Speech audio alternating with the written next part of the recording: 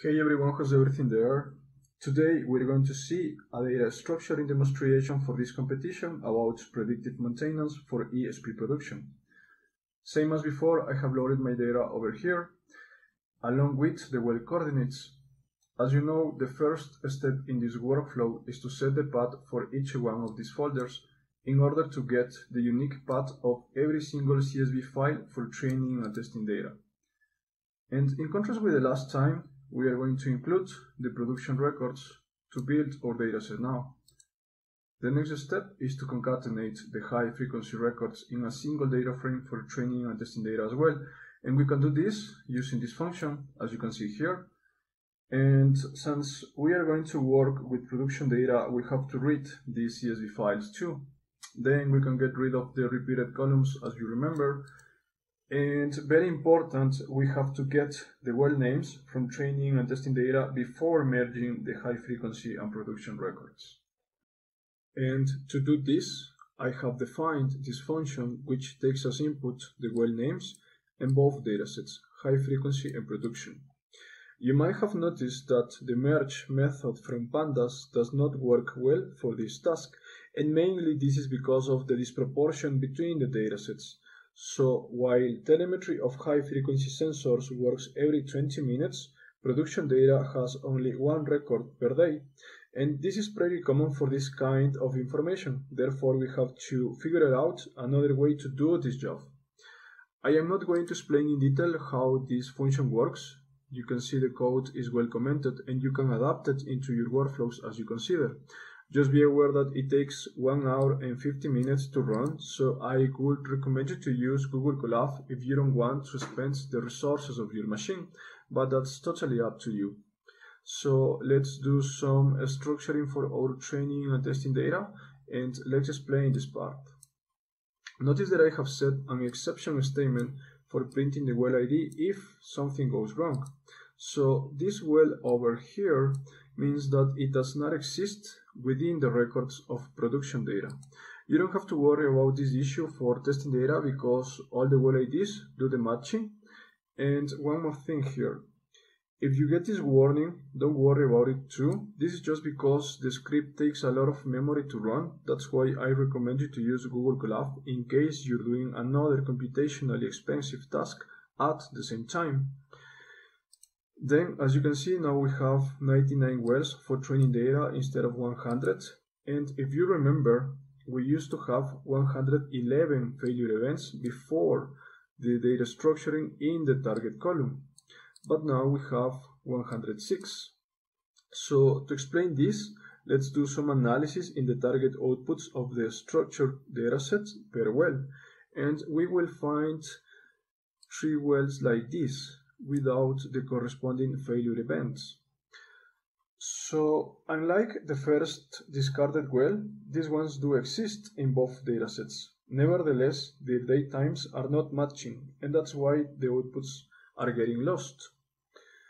And since we have enough data to do the training, I just removed them and I decided to work with the most complete information that we have. And here we go.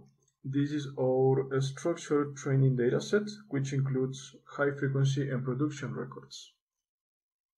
Now let's get some visualizations from this historical data.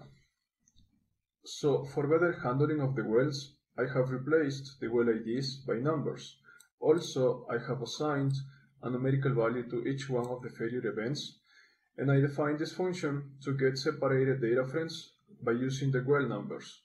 This function over here allows us to plot up to 4 parameters in addition to the failure event, and you can modify it as you prefer. There are some ways to automate this code, but that's something that you may want to do if you need to increase the number of parameters to plot. So here we have some plots to compare the behavior of the parameters prior to the failure events, and also they can be useful to constrain the time periods according to the criteria you want to apply for this data. Now let's do some job with the well coordinates. So for this section, I have adapted this workflow from the Python Data Science Handbook by Jake van der Plas, which is fully available on GitHub and is released under a Creative Commons license. So for this task, the author uses a comparison between the k-means algorithm and Gaussian mixture models, highlighting two disadvantages of k-means, being first, its lack of flexibility in cluster shape, and second, its lack of probabilistic cluster assignment.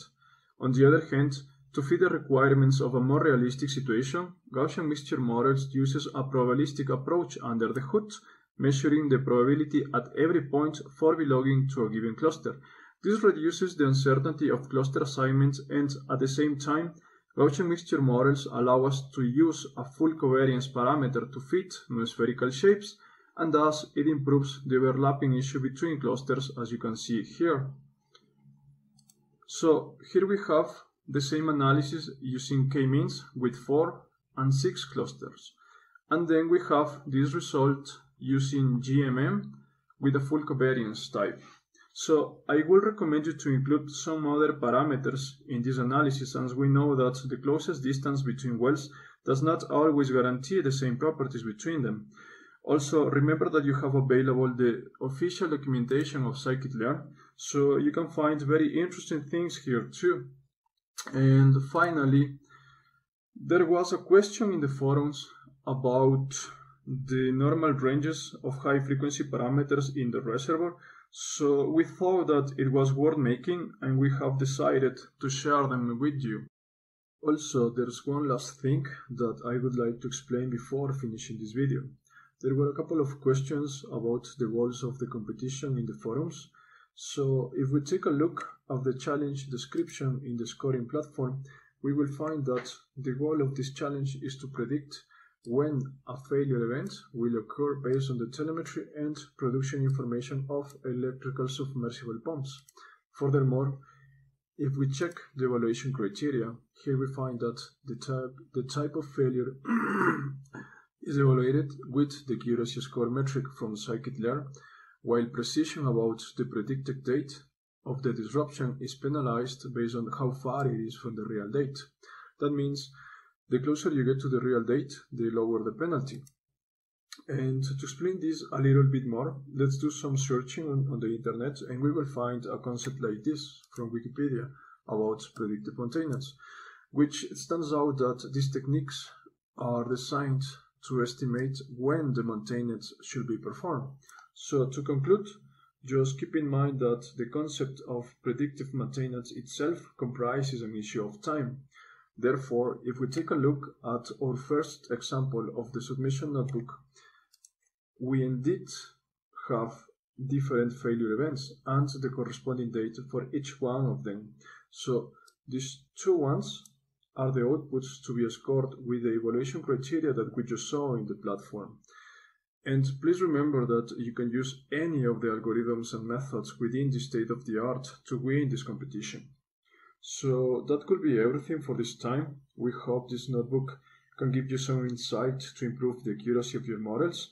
And if you have any questions, please let us know. My name is Felix Gallo, and it was very nice to share this with you. Take care and bye-bye.